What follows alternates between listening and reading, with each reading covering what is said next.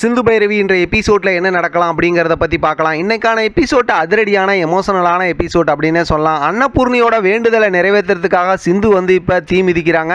அதே நேரத்தில் பார்த்தோம் அப்படின்னா ஆறுமுகம், சிவா, இந்த பக்கத்து பைரவி எல்லாருமே சிந்து நல்லபடியாக தீ மிதிக்கணும் அப்படிங்கிற மாதிரி தான் பக்கத்தில் இருந்து பார்த்துட்டு இருக்காங்க.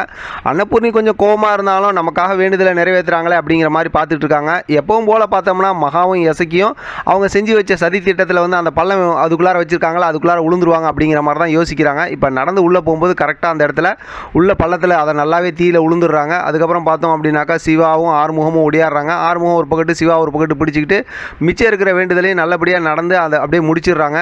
ஆனால் நிறையா தீக்காயம் ஆகிடுது. ஆனால் தப்பிச்சு எந்திரிச்சு நடந்து வராங்களேன்னு சொல்லி மகாவும் எசைக்கும் அப்படியே ரொம்பவுமே அப்படியே யோசனையோடு பார்க்குறாங்க. அன்னபூர்ணி ரொம்ப அப்படியே பரிதாபமாக பார்த்துக்கிட்டு இருக்காங்க. என்னடா இந்த மாதிரி ஆயிடுச்சுன்னு சொல்லிட்டு பைரவி எல்லாரும் ஆறுதல் சொல்லிட்டு இருக்காங்க. இப்போ வேண்டுதலையும் நிறைவேற்றிடுறாங்க.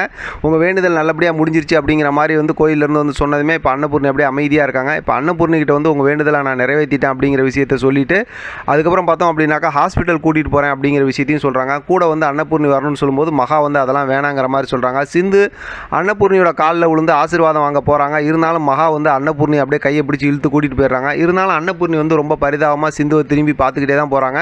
இப்போ சிந்து எனக்கு ஹாஸ்பிட்டல்லாம் வேணான்னு சொல்லும்போது சிவா இல்லை போய் தான் ஆகணும்னு சொல்கிறாங்க. ஆறுமுகம், பைரவி எல்லாருமே சொல்கிறாங்க ஹாஸ்பிட்டல் கூப்பிட்டு போகணும்னு சொல்லிட்டு அவங்கள அந்த போட்டு கூட்டிகிட்டு போகிறாங்க. இப்போ இங்கே பார்த்தோம் அப்படின்னாக்கா அன்னபூர்ணி, மகா, எசக்கி எல்லாம் இருக்கிற இடத்துக்கு ஆறுமுகம் பைரவியும் வராங்க.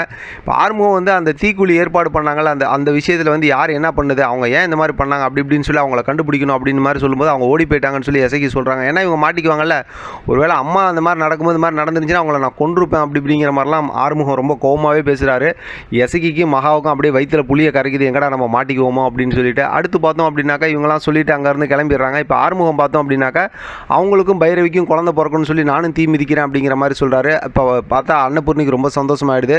வழக்கம் போல் பார்த்தோம் அப்படின்னாக்கா பைரவி டாம் அண்ட் ஜெர்ரி சண்டையை போட்டுக்கிட்டு இருக்காங்க. அதுக்கப்புறம் பார்த்தா ஆறுமுகம் இந்த விஷயத்தை சொல்லி வேண்டுதலை சொல்லி அதுக்கப்புறம் பார்த்தோம்னா தீ மிதிக்கிறாரு. அவருக்கு நல்லபடியாக குழந்தை பிறக்கணுங்கிற விஷயத்தையும் கோயிலிருந்து சொல்லிடுறாங்க. ரொம்ப ஒரு ரொமான்ஸ் கலாட்டா மூமெண்ட்டாக இருக்குது. இங்கே வீட்டில் பார்த்தோம் அப்படின்னா சிவா சிந்துக்கு உடம்புல தீக்காயம் இருக்கிற இடத்தெல்லாம் மருந்து போட்டு விட்றாரு. அதெல்லாம் பார்க்குற மகாவும் அதே நேரத்தில் பார்த்தோம்னா கூட ஐஸும் இருக்காங்க. இந்த விஷயத்தை போய் அன்னபூர்ணிகிட்ட சொல்லி ரொம்பவுமே பொறாமப்பட்டு கோவப்பட்டு பேசுகிறாங்க. இப்போ அவங்க இந்த பக்கம் பேசிக்கிட்டு இருந்தாலும் இங்கே பார்த்தோம் அப்படின்னா சிவா சிந்துக்கு மருந்தெல்லாம் போட்டு விட்றாரு. ரொம்ப எமோஷனலான ஒரு மாதிரி மூமெண்ட்டாக இருக்குது. இங்கே மறுபடியும் பார்த்தோம்னா ஆறுமுகம் தீ மிதிச்சுட்டு காலில் புண்ணாக இருக்குன்னு சொல்லி பெட்டில் படுத்துருக்காரு. அங்கே வர பைரவி நீ எப்பயும் கீழே தானே படுப்பேன், எதுக்கு பெட்டில் படுத்துருக்கேன்னு சொல்லி கேட்கும்போது காலில் இந்த மாதிரி நமக்காக வேண்டுதலாம் நிறைவேற்றிருக்கேன், காலில் புண்ணெல்லாம் இருக்குது, எப்படி இப்படி சொல்கிற அப்படிங்கும்போது என்ன நமக்காக வேண்டுதல், ஆமாம் நமக்கு குழந்தை போகிறேன், நான் சொன்னேன்னா உனக்கு குழந்தை வேணும்னு சொல்லிட்டு டங்குன்னு வழக்கம் போல் ஒரு மொட்டுறாங்க தலையில். அதோட பார்த்தோம்னா ரொம்ப காமெடியாக இன்ட்ரெஸ்டிங்காக இன்றைக்கான எபிசோட் முடிச்சிருக்காங்க. பார்க்கலாம் அடுத்து என்ன நடக்குதுன்னு. இதை பற்றின உங்களோட கருத்து கமெண்ட் பாக்ஸ் தெரியப்படுத்துங்க. தொடர்ந்து ஆதரவு கொடுங்க. தேங்க்யூ ஃப்ரெண்ட், தேங்க்ஸ் ஃபார் வாட்சிங்.